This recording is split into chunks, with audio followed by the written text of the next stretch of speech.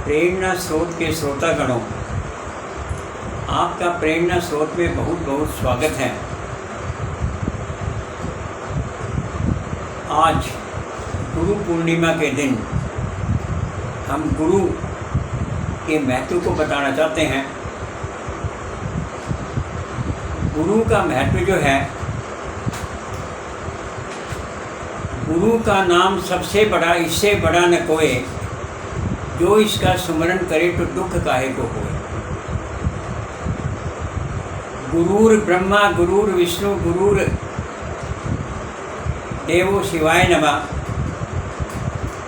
गुरुर परम ब्रह्म, गुरु ही शिव है, गुरु ही ब्रह्मा है, गुरु ही विष्णु है और गुरु परम ब्रह्म है। इसलिए मैं गुरु को नमस्कार करता हूँ, नमस्कार करता हूँ, नमस्कार करता हूँ। गुरु गोविंदो करे काके लागू पाँव, बलिहारे गुरु आपने इन दर्शन दियो कराए।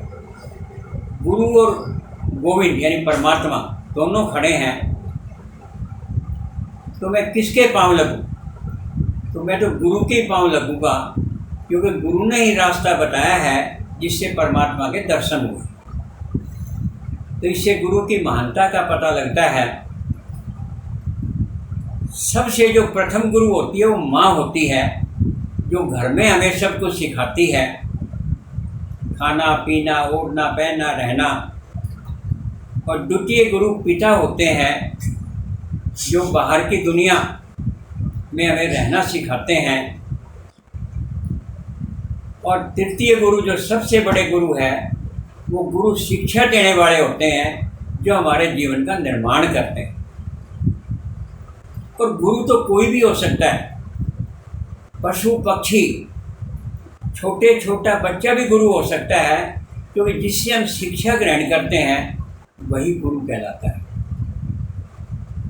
इस प्रकार कहते हैं कि गुरु में समुद्र में बड़ी गहराई होती है, परंतु समुद्र की गहराई में डूबने से तो आदमी डूब जाता है, और गुरु की गहराई में जाने से आदमी तर जाता है।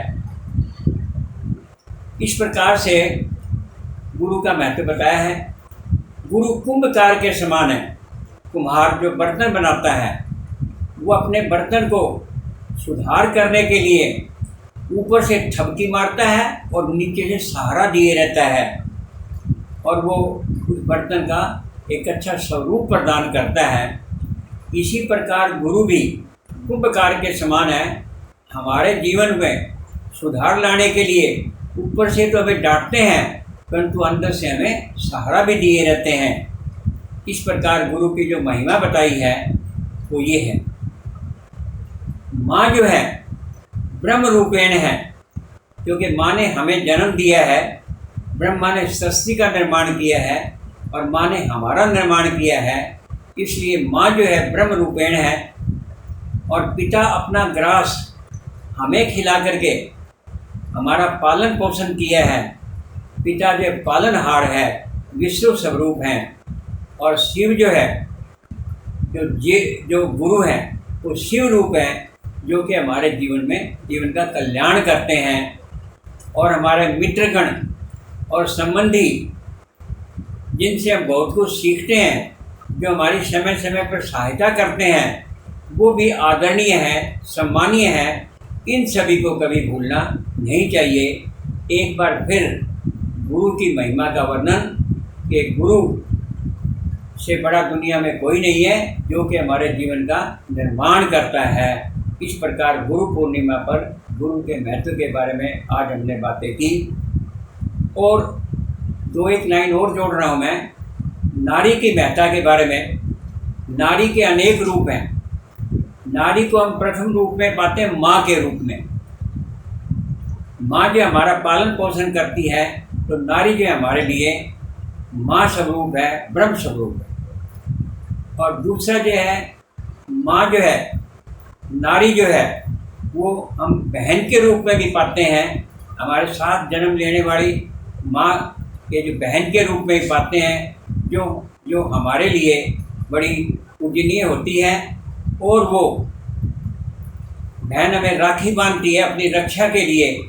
इस प्रकार बहन जो राखी बांधती है। और विवाहित होने के बाद नारी को ही हम पत्नी के रूप में पाते हैं, जो घर को संवारती है। और इस प्रकार नारी जो है वृद्ध अवस्था में भी और सारे परिवार को संभाले रखती है। इस प्रकार नारी के अनेक रूप हैं जो बड़े महत्वपूर्ण हैं। और इस प्रकार से नारी के जो बातें बताई कि सीता और सावित्री भी थी भारत की नारियाँ, सीता और सावित्री भी थी भारत की नारियाँ, इंदिरा और झांसी की रानी भी थी भारत की नारियाँ, आज तो राष्ट्रपति और प्रधानमंत्री भी बनती है भारत की नारियाँ। तो इससे पता लगता है कि नारियों का कितना महत्व है। और आगे जो है बहन बनकर भाई को बाकी राखी बांधती है नारियाँ, बेटियाँ, और माँ बनकर बच्चे को दुलारती है बेटियाँ, पत्नी बनकर घर को संवारती है बेटियाँ। इसीलिए समाज की अर्धांगिनी कहलाती है बेटियाँ। अरे वो समाज के ठेकेदारों मत ठुकराओ ये बेटियाँ, अरे वो समाज के ठेकेदारों मत ठुकराओ ये बेटियाँ, अरे वो दहेज के दानवों मत जलाओ ये बेटियाँ। अरे जब विदा करते हैं बेटी को तो रोते हैं माँ बाप, विदा करते हैं बेटियाँ, विदा करते हैं बेटियाँ। इस प्रकार ये नारी के महत्व का, बेटियों के महत्व का पता चलता है। और नारी नहीं तो दुनिया नहीं, क्योंकि उमा के बिना शिव नहीं, सीता के बिना राम नहीं, राधा के बिना कृष्ण नहीं। क्योंकि राधा कृष्ण जब हम बोलते हैं तो राधा का नाम पहले आता है, सीताराम जब बोलते हैं तो सीता का नाम पहले आता है। इस प्रकार से ये पता लगता है कि नारी का हमारे साहित्य में, हमारी संस्कृति में क्या महत्व है। आज बस इतना ही, बाकी फिर कभी सही, बाकी फिर कभी सही। और ये चीज़ें अगर आपको अच्छी लगी हैं तो आप आगे ही फॉरवर्ड करना। एक बार फिर मेरा जो फ़ोन नंबर है 9518011346 है। अगर इसके बारे में कोई इंक्वायरी या कोई पूछताछ करनी है, और एजुकेशन के मामले में भी अगर आपने कोई पूछताछ करनी है तो आप इस फ़ोन पर इंक्वायरी कर सकते हैं। दूसरे, प्रेरणा शोध का जो उद्देश्य है वो उद्देश्य ये है कि हमारे जो नौजवान हैं वो तरक्की करें, हमारे नौजवान प्राचीन संस्कृति को सीखें